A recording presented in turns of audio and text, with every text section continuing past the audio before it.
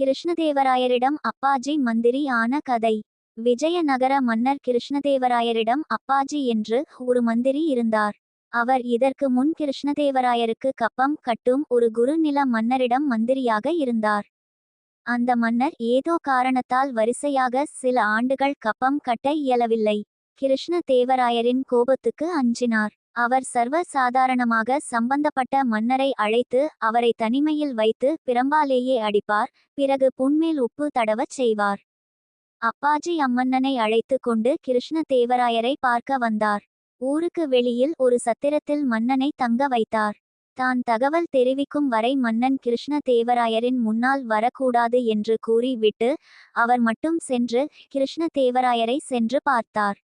கிருஷ்ணதேவராயரும் அவரை வரவேற்று தன்னுடன் வைத்து கொண்டார். சில நாட்கள் கழிந்தன. கிருஷ்ணதேவராயரும் அப்பாஜியும் விஜயநகர சந்தை வீதியில் உலாவிக் கொண்டிருந்தனர். அப்போது திடீரென்று கிருஷ்ணதேவராயர் அப்பாஜியின் முகத்தை பார்க்காமல் அவரிடம், "ஆமாம், உங்கள் மன்னர் எங்கே? அவரை நான் பார்க்க வேண்டுமே" என்றார். அப்பாஜியும் உரியன செய்வதாக வாக்களித்தார். பிறகு தன் மன்னனிடம் இரகசிய தூதனுப்பி தன் சொந்த நாட்டுக்கு உடனே விரைந்து செல்லுமாறு கூறினார். மன்னரும் ஓடிவிட்டார். சில நாட்கள் கழித்து கிருஷ்ணதேவராயர் அப்பாஜியிடம் அவர் மன்னன் இன்னும் வராததற்கான காரணம் கேட்டார். அப்பாஜி அவரிடம் நடந்ததை கூறினார். கிருஷ்ணதேவராயர் ஆச்சரியத்துடன் அவரிடம், "நீங்கள் செய்தது உங்கள் மன்னனை காப்பாற்றி விட்டது. அவருக்கு தக்க தண்டனை கொடுக்கவே எண்ணியிருந்தேன். ஆனால் இதை எப்படி உணர்ந்து கொண்டீர்கள்?"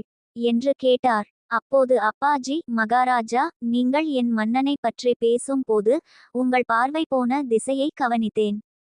அங்கு ஒரு கசாப்பு கடையில் ஆடுகள் தோலுரிக்கப்பட்டு தொங்கிக் கொண்டிருந்தன. அதை பார்த்தவுடனேயே உங்களுக்கு எம் மன்னன் ஞாபகம் வந்தது.